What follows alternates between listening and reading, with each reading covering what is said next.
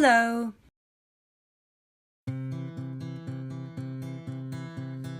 And now, picking up where we left off. Next, we'll build a cap for the gear.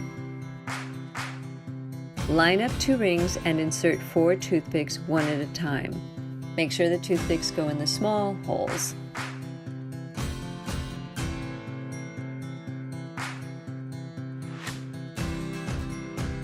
Trim the tops.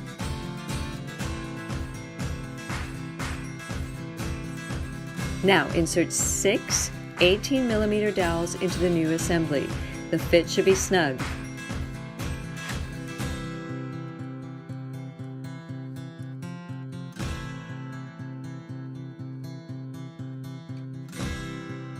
Make sure the heights of the dowels are about even.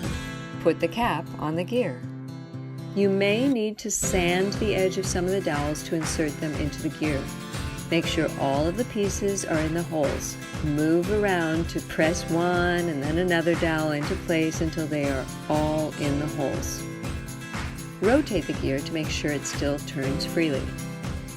Next is another pair of rings that need 4 toothpicks. Again, insert them one at a time using the measuring piece to push them in.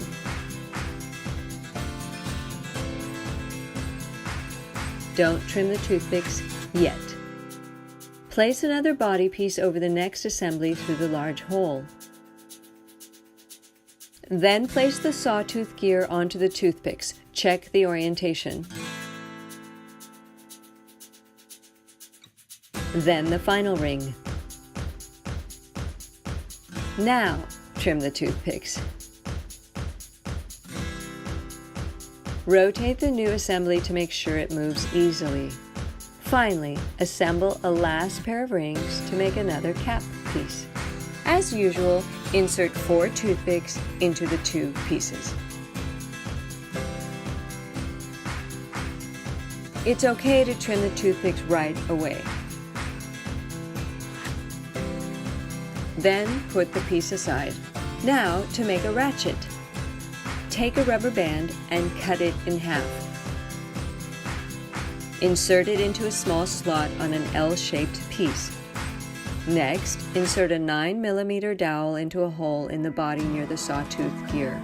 Then push an L-shaped piece onto the dowel so the end meshes with the gear. Take the ends of the rubber band and push them into a hole and slot. Flip the body piece over and carefully tie each end of the rubber band tight enough so they won't pull out of their holes. Test the ratchet to make sure it naturally snaps into the sawtooth gear. Ed went a bit out of order in the next step.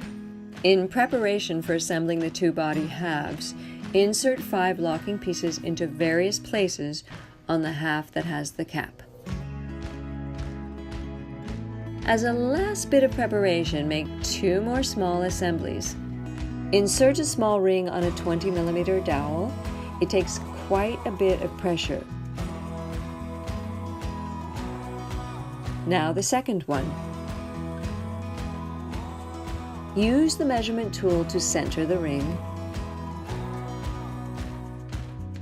Then put 2 larger rings on either side of the small ring. Make 2 of these and put them aside for a minute. Next, add the other toothed gear and all 4 of the small gears to the body piece. All 5 pieces have to be placed in the correct orientation in order for the mechanism to work. Review the instructions.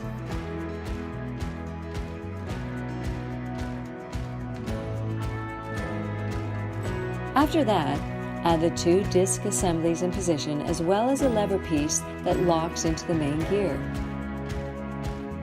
Lägenhet siding. Now, place the other body half on top of the first. Align all of the pieces. Press the top into the connecting pieces. There are a lot of moving parts, so it's easier said than done. Ed wasn't sure how to approach this since you can't lock everything at the same time. It seems the most reliable method is to go from the middle of the body out to the ends. Start pushing the top onto the 2 middle lock pieces and then try locking the pieces on one end and then the other. Never force the two halves together. If everything is lined up, the halves should go together without too much effort. Typically, you just need to adjust the position of one or two pieces for the nearest connector to lock.